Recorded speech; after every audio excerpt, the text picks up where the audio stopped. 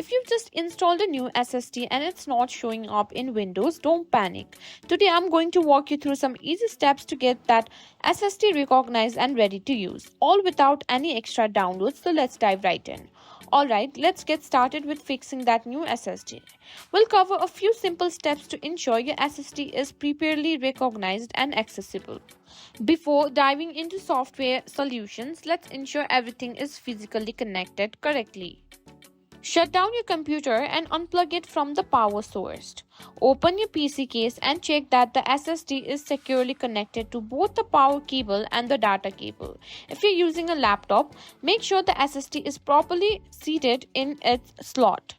After verifying connections, power your PC back on and check if the SSD is now recognized.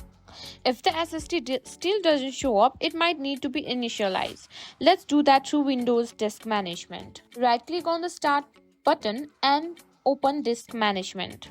In the Disk Management window, look for your new SSD.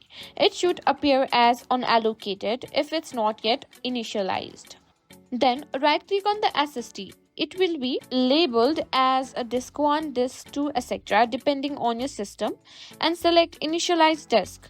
Choose GPT or GUID partition table for newer systems or MBR, that is master boot record, for older systems, then click OK. After initializing the SSD, you'll need to create a new volume. You can use it.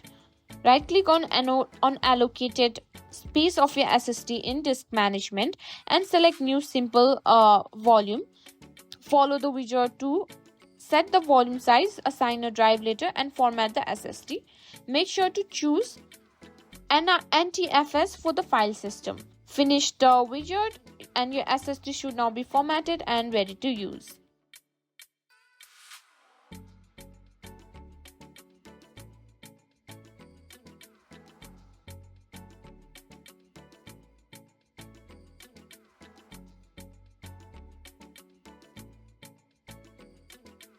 Finally, make sure your Windows is up to date, as updates can sometimes resolve detection issues. Go to Settings by pressing Windows up plus I. Click on Windows Update and check for updates. Install any available updates and restart your computer. And there you have it. By following these steps, your new SSD should now be visible and ready for use in Windows. If you have any questions or run into issues, feel free to drop a comment below. If you found this tutorial helpful, don't forget to like, share and subscribe to our channel for more tech tips and tricks. Thanks for watching and I'll see you in the next one.